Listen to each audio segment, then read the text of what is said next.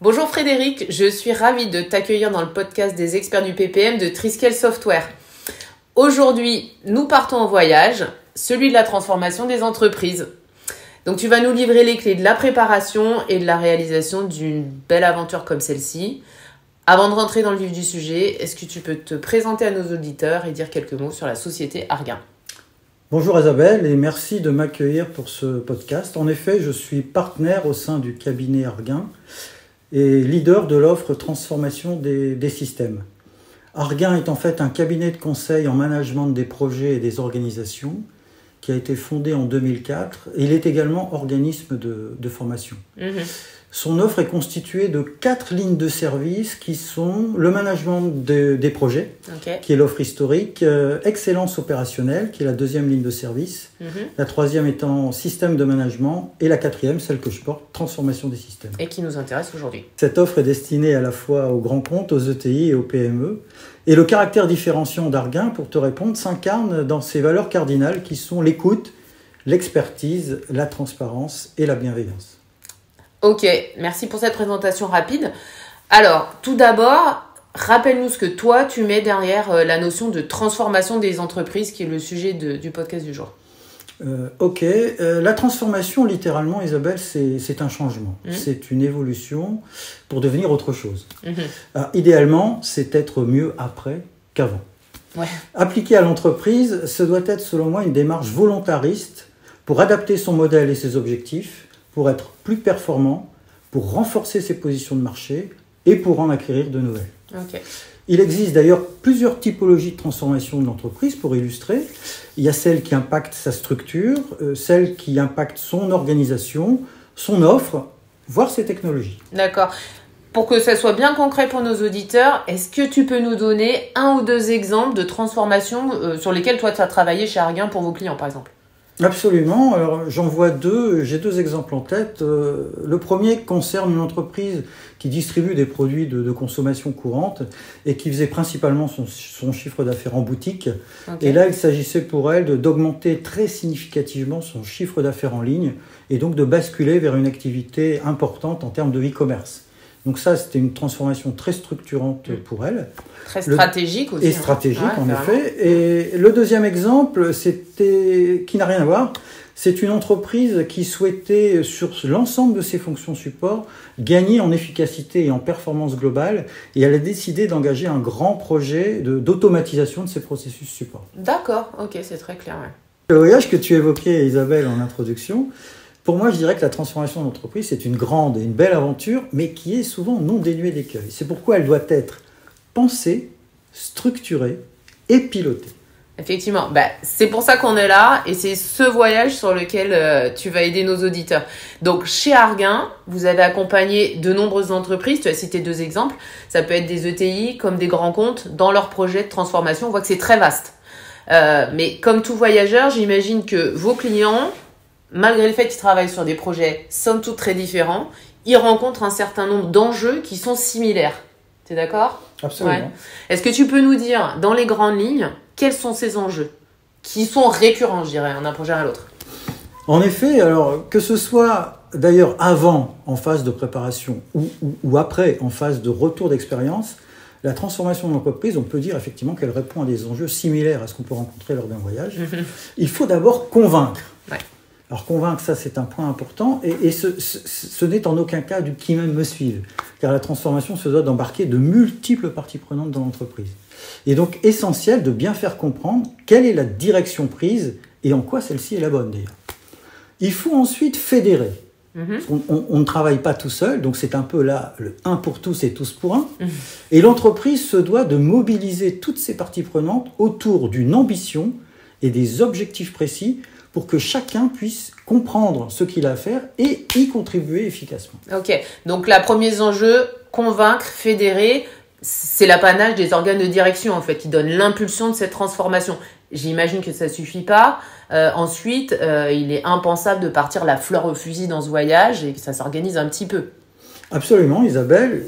Donc, pour rebondir sur ta remarque, convaincre et fédérer, c'est en effet l'apanage de ce qu'on peut appeler les stratèges de l'entreprise et les leaders qui vont piloter la transformation et ses objectifs.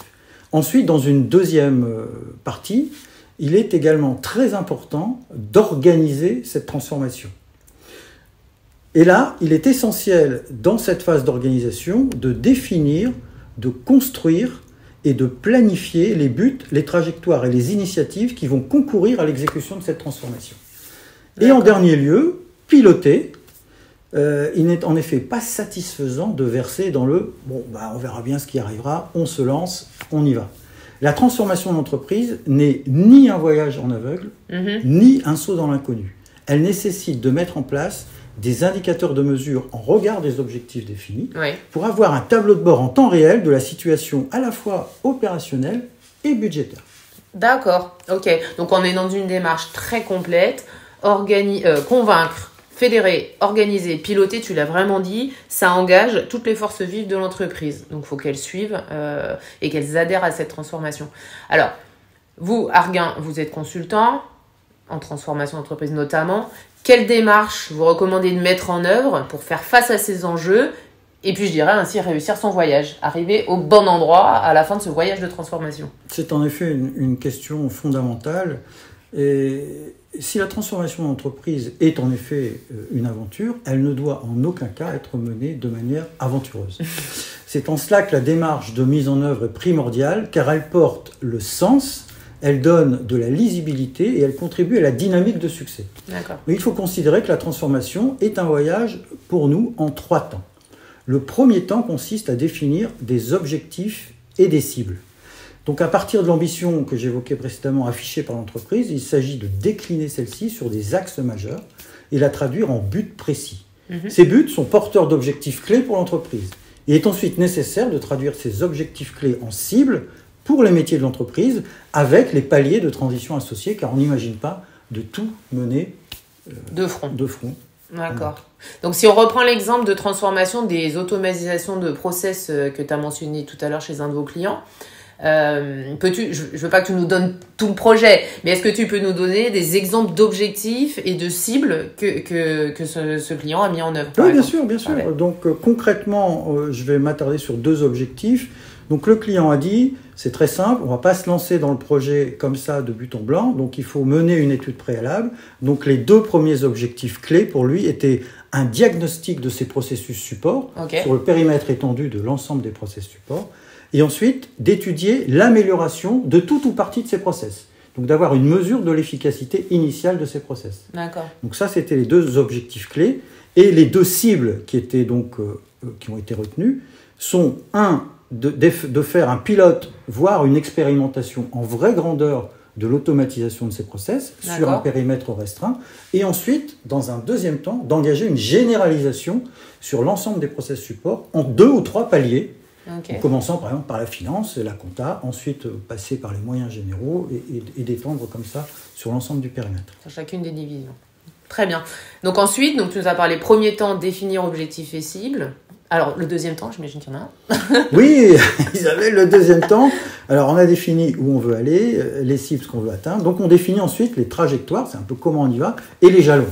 Alors, pour chaque métier concerné par cette transformation, les cibles et les paliers qui ont été identifiés précédemment doivent être effectivement porteurs d'objectifs chiffrables. Donc mesurables.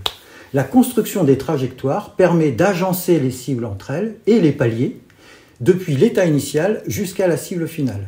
Et les jalons permettent d'inscrire ces trajectoires et ces objectifs métiers sur l'axe du délai. Hyper important, effectivement. En toute conduite de changement, de transformation, on est obligé ressources, délais, budget, etc. Le troisième temps, c'est la définition des portefeuilles et des projets. Là, on bascule dans l'aspect opérationnel.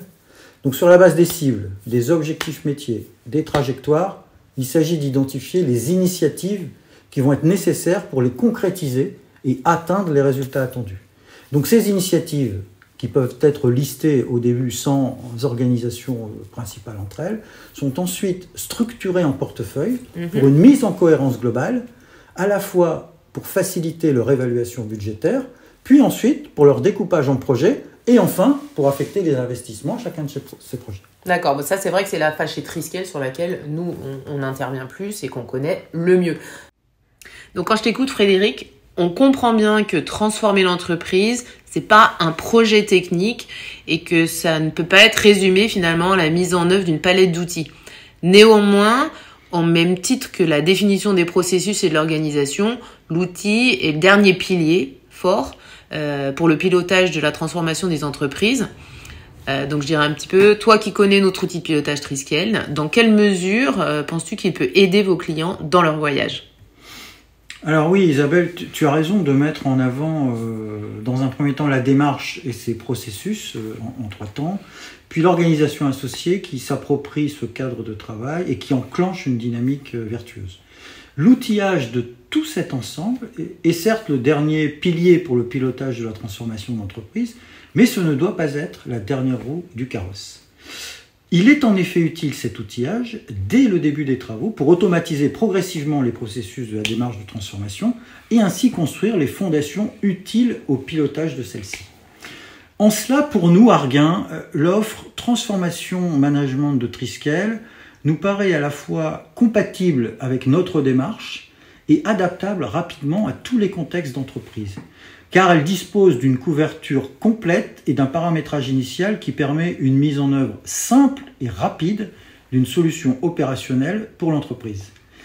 Dès lors, elle offre à cette dernière la faculté d'effectuer un pilotage fin aux instruments plutôt qu'un pilotage à vue. Et n'est-ce pas là, Isabelle, le moyen le plus sûr de garantir d'arriver à destination dans les conditions prévues au départ ? Évidemment, Frédéric, je peux être que d'accord avec toi. En conclusion, je dirais quand même que devant l'exigence d'un tel projet, on comprend bien que la mise en place d'un outil de pilotage n'est pas une finalité en soi et qu'il nécessite un accompagnement par des spécialistes comme Arguin, évidemment. Frédéric, un grand merci de nous avoir emmenés dans le voyage de la transformation d'une entreprise. Si nos auditeurs sont prêts à embarquer, je ne peux que leur recommander de contacter leur nouvelle agence de voyage, Arguin. Merci à toi, Isabelle. Une nouvelle fois, merci Frédéric, et puis à très bientôt pour nos auditeurs.